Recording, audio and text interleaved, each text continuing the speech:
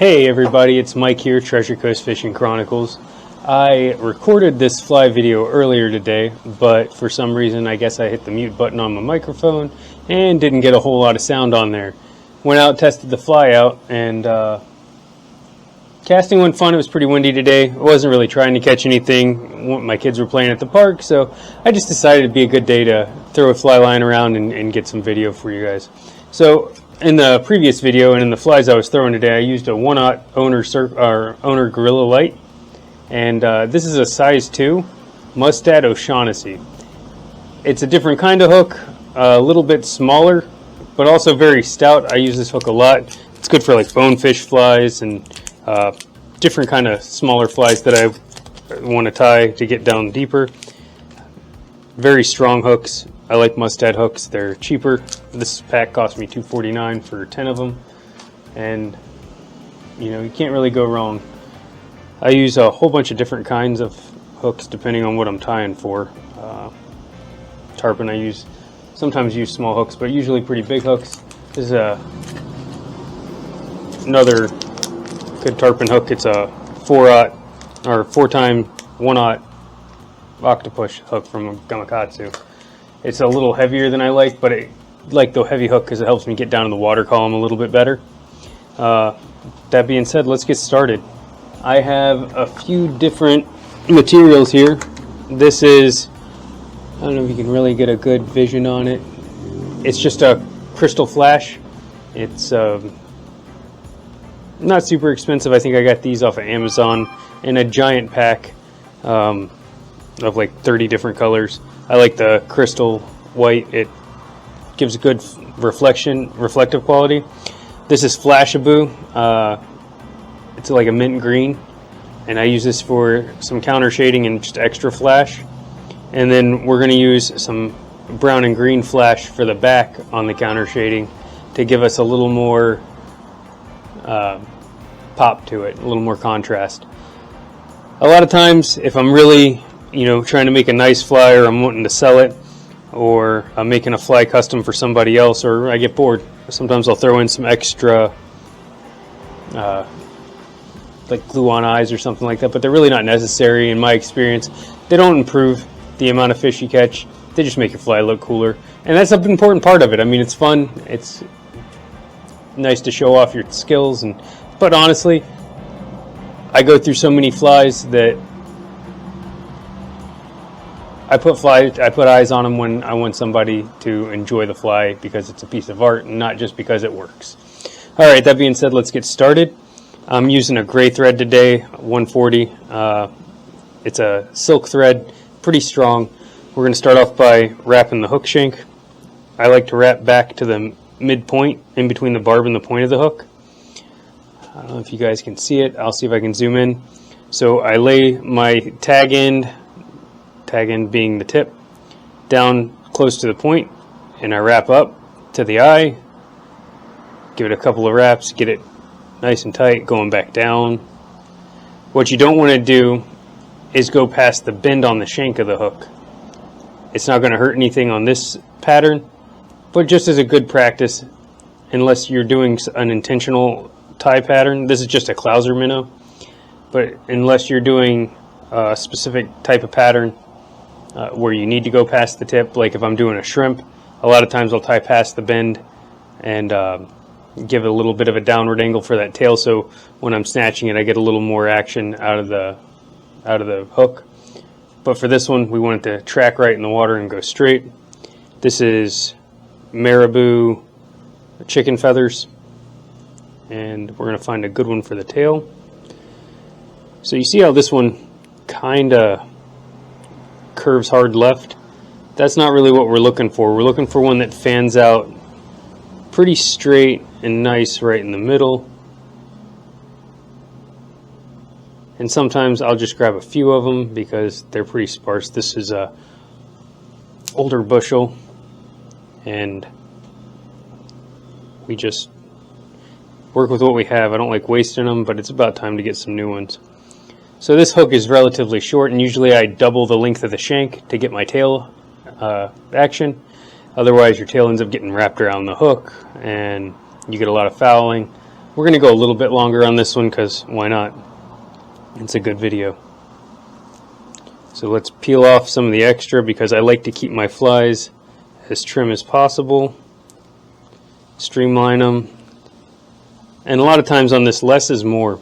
And I always tell everybody you take just enough that you think that's all you need, like the minimum, and then take a little bit less than that. Because stuff builds up on your fly really fast.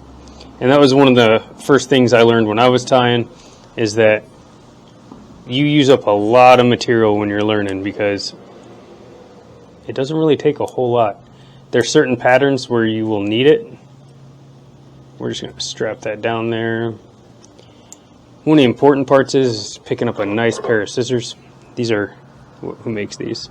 I don't know. There's a duck on them. I think it's Mallard. I got them at Bass Pro Shop. They've been pretty solid scissors. Don't use them for anything else other than cutting your fly material though, because they will dull out and then you'll be very frustrated. But these are like surgical scissors, man. They're super sharp. I love them. They work great. Alright, so there's our tail. It's about double the length of the shank and then a little bit more. Now we're going to do our first round of backing for the body. This is the Crystal Flash. I try to do that about half the length of, maybe 3/4 of the length of the total material of the fly. So that goes right about there.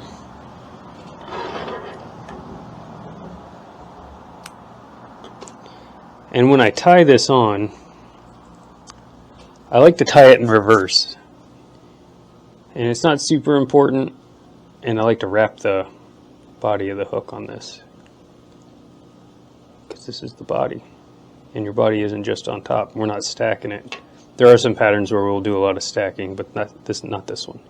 So give it a couple of loose wraps, and then get tighter as you go back. You hear that clicking? That's me nicking the tip of the hook, and that point will cut your thread, so be careful. Bring it back up to the front, and then we're going to fold this from the head or the eye back, and that's our body. It's starting to build up. Give it a few wraps in front of it and bring it back just a little bit, and this will help keep it pushed down against it and give you a good base for your body. And as we're doing this, we put it forward and then fold it back over itself because it gives us a little bit more mass at the head, and that'll help us build up a better head on the fly. It's not super necessary, but I find that my fly tracks a little bit better and I can get a little better action. So when you're doing those short strips, that fly's coming, and if you have enough mass in the head when it's coming at you, when you give it the hard strip and you stop, that mass gives you resistance in the water and you'll get a hard turn. And that's usually when I get hit, is when that fly cuts hard to the left or the right, and you end up getting picked up by the fish chasing it. And then we're going to add a little bit of this Flashaboo just for an extra bit of, it's a different kind of material, and you get a little more flow out of it in the water. The other stuff is a little more rigid. I like this stuff because it's kind of like, you ever see the girls that have the stuff in their hair, the fairy hair? It's kind of like that consistency, and it just flows in the water a little bit better, I think. So we tie it backwards, or I tie it backwards, and come back over. And this is a little more complicated than your standard Clouser pattern.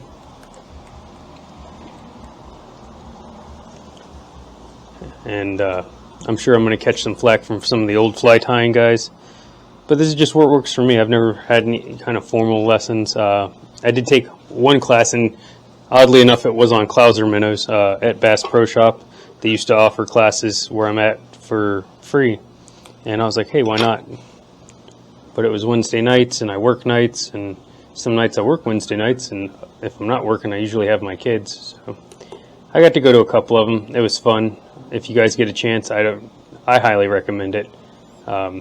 If not, I will be posting videos, and if you're local, hit me up and we can tie flies together.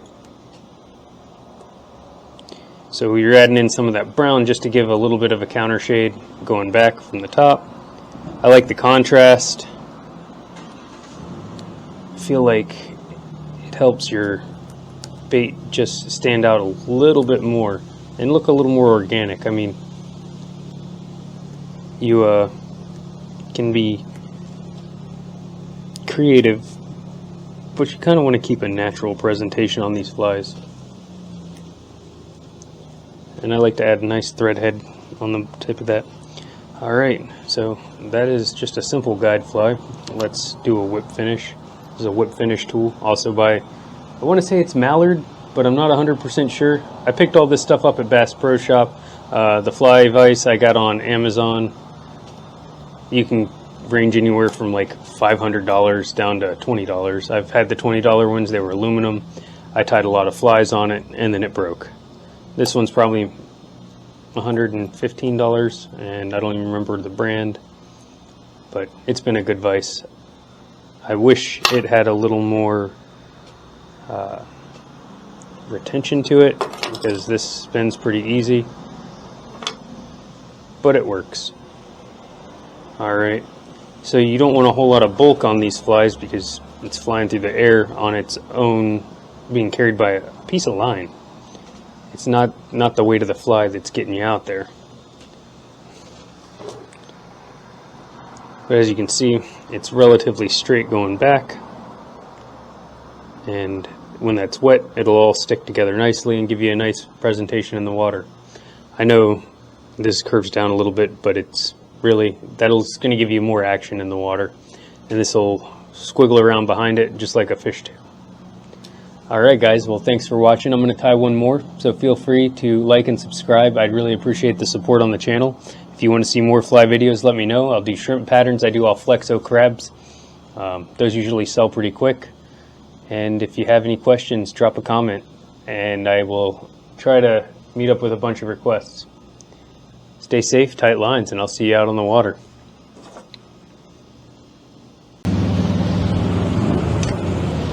Hey everybody, it's Mike here, Treasure Coast Fishing Chronicles, out here to show you that fly we tied earlier in the video, little bass fly.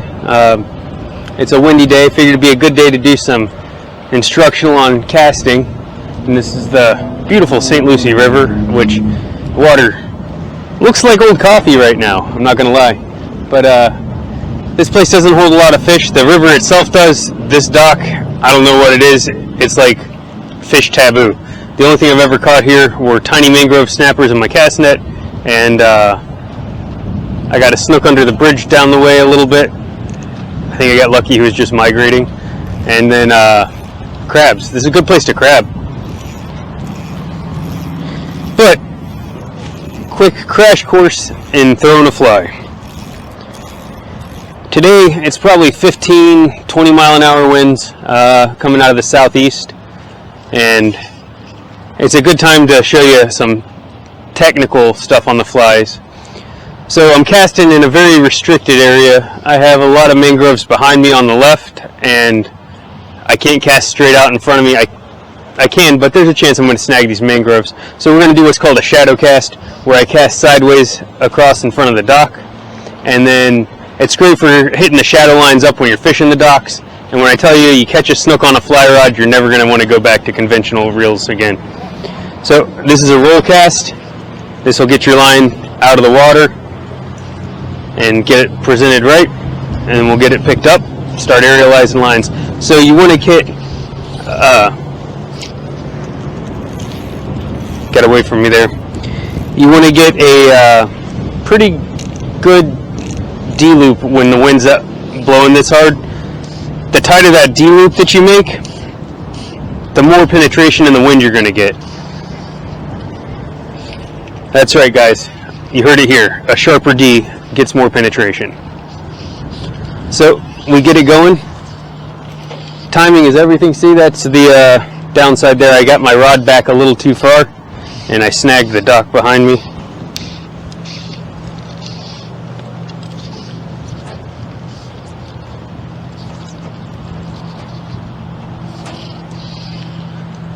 That's how you know it's a good fly. It catches everything it touches.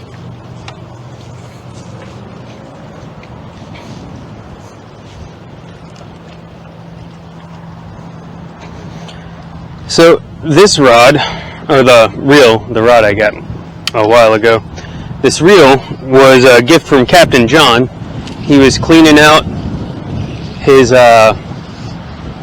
garage, and he gave me a fly rod a while ago. It was a Redington fly rod, very nice. It hadn't been used in 20 years, but it was in a case and in great shape. Looks like it maybe been used once or twice. Well, he was cleaning out his garage because they're getting ready to move.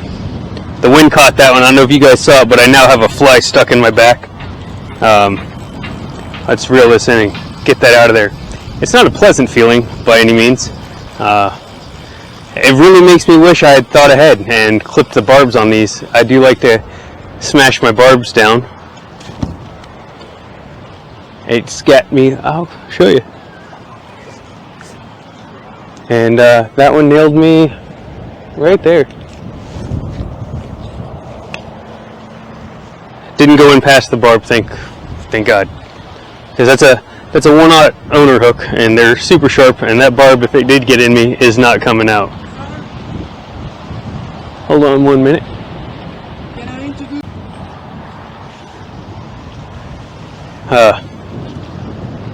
Everybody's a critic.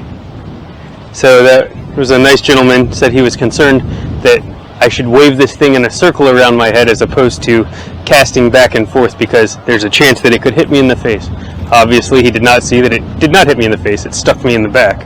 But waving these things around in a circle over your head and then throwing it out does not work very well. But to keep it going overhead is pretty good. And then you give short little strips to get it in. And when I see the fish coming, I might give longer strips to trigger the chase, give a couple of short pops, and I might even lead with my rod. What you really don't want to do is take your rod point away from where your bait's at, because if you get away from where the fly's at, you're going to do what's called a trout set. Sometimes you'll get lucky and set it up, but 9 times out of 10, you're going to trout set it like this, like you're setting a regular rod, and you're going to pull it right out of their mouths. It doesn't work that well. What you want to do is a line set where you come back and you pull it like you're starting a lawnmower, and you really want to set that hook right in the side of the fish's mouth. I can't tell you how frustrating it is when you're learning how to fly fish and you get your cast down, you practice your cast forever. I practiced probably 3 or 4 months before I ever even put my rod in the water, or my line in the water on a fly rod. And I learned how to tie flies in that time, and just all kinds of stuff, really trying to get a good solid basis before I went out there and made a fool of myself. And I get out there and I'm casting. The guy that's guiding me, name's Byron, a guide out of Miami, and we were out for peacocks, and he's like, man, that's a beautiful cast. So I was doing good on my casting, and he's like, this is your first time ever out on it? I was like, yeah, it's my first time. And I thought he was gonna strangle me, because he put me on so many fish, and just getting excited, you're watching this fish wake up behind your bait, and you're pulling it in, and instinctively you see him take the bait, and you pull it right out of his mouth. And I missed so many fish. And he's like, look, I need you to calm down. I know you're getting excited, and I'll post the picture of the first fish I ever caught on my fly rod.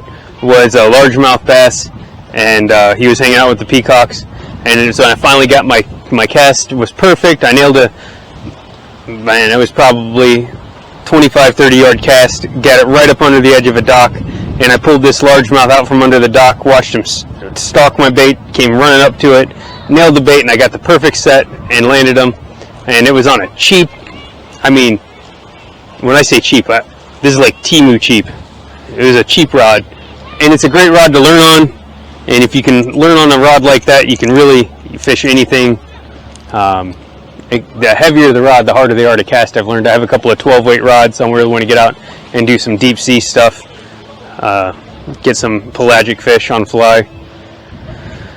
But the feeling of getting your first fish on fly is just something that you will not forget ever. And it was a pretty average bass. It wasn't anything super impressive. I went back out with Byron maybe 6 or 7 months later after I'd caught a few more fish and that initial adrenaline rush wore off. And I'll post a picture of the bass I caught on my fly that time. It was probably a 10.5, 11 pound bass. It was a fatty. We got a bunch of peacocks that day, and that was just walking the canal banks in Miami. I love Miami. Awesome place to fish. Hate the traffic down there. I'd rather go to the dentist. Alright guys, well that was my semi-amateur crash course on throwing a fly rod in the wind, how to remove a hook from your back, fly tying, and just how to have fun with a fly rod. Stay safe, tight lines, and I'll see you guys out on the water.